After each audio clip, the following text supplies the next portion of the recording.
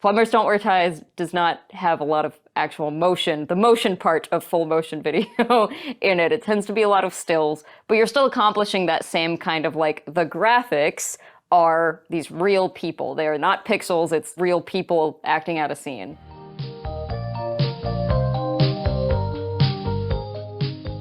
A full motion video game is a game that endeavors to use motion picture footage to tell video game stories and integrate into gameplay directly as opposed to simple cinematics. To me, at the basest core, I feel like a full motion video game is something that gives me control over something that feels like it could have been a movie or a television show. The video game industry hasn't always been something that's huge or taken seriously, and I think especially in this kind of like early 90s period, it was a time when people were like, well, what is serious? What is real entertainment? And the answer was Hollywood. So what if we just made video games like Hollywood? Then it'll be serious. Then it'll be like the real deal. How can we display more advanced graphics than could realistically be done in real time? That was the idea. Dragon's Lair, Mach 3, games like that, I saw that they were beautiful, but I also instantly recognized there was something different about them.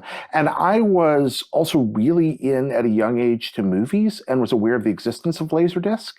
So how these games worked was not really a mystery to my little kid mind. I was like, oh, they're playing video clips. Okay.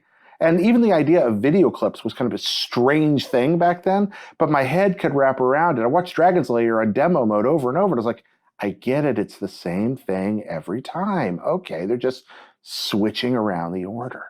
It's limited in the sense that, I mean, you can only do as much as you filmed. So you don't get the full sense of exploration that you get out of a game that's completely interactive. You know, you're basically funneled down a director's path in almost the same way a movie would, but then you have these branching paths that will allow you to see other takes that the director has come up with. So it's not as experimental or freeform as regular games would be. It's more guided, and I feel like that's a limitation of it. But I also feel like that opens up the game in terms of its accessibility. Everyone's really kind of on a level playing field.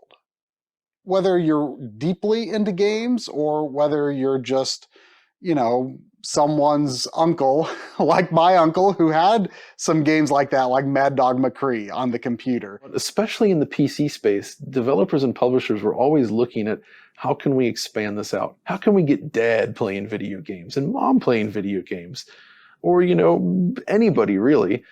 And there was many different types of genres and types of games, and I think FMV is just one of those things because it was usually not that complex, and it was designed to be like, hey, you like watching movies? How about you play one? They called it Sillywood, the Silicon Valley and Hollywood coming together. Like, what if you could just be in a movie? What if it was a movie that you could play? That's what I love about this era, because it was so experimental, right? Like, nobody knew. Like, this end goal of just getting people onto your screen, just seeing full color, or even just 256 colors representing people on a computer. That was nuts. Heck, even just still frames, right? Just a still picture. It sounds silly, but honestly, for that period, that was not a trivial thing to do on these machines, right?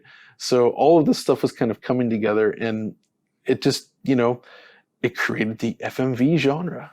When you had CD-based consoles, at least that early, this was like the only type of game that you couldn't get on a cartridge. So FMV was really a chance for people to say, look, we have all this space. Let's really put it to use with something you can't do in any other format. And FMV, you know, while it wasn't always great in terms of gameplay, it made use of the potential of that medium in a way that traditional games really couldn't. FMV on consoles was the realization of that dream. The problem was it was a very clunky realization. It was a very limited realization.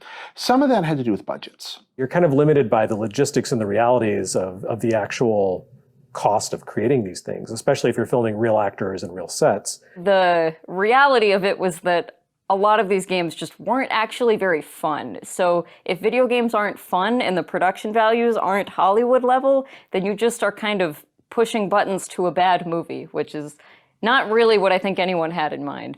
You know, once you've gotten the entire story, then there's nothing else. And that's one of the good things about Night Trap is that you can play through it several times and always see like some new stuff. Night Trap is so honest about what it is that it's one of the best. They took the concept of using security cameras and they plugged it into the game itself, where you would actually be watching something that happens that you don't have direct control over. You just had control over the feeds. Developers, as often happens, saw an example of success in, say, Seventh Guest, in Night Trap, in these kinds of games that do use FMV in an interesting way, but kind of only got the video part of it, and therefore we quickly go into a realm of kind of very loose, like quick time-based video gaming. And so the games themselves became more limited in its genre than they actually needed to be. It's good to go back and reevaluate and kind of understand what those games were about and what they could be, what people tried to make of them. Even though we have so many more genres of games now and so much more technology to do this in a full 3D space, I think there's still the sense of that realism and the fact that our eyes connect with these characters in a different way, the fact that we know they're real. I think this can be used effectively still to this day.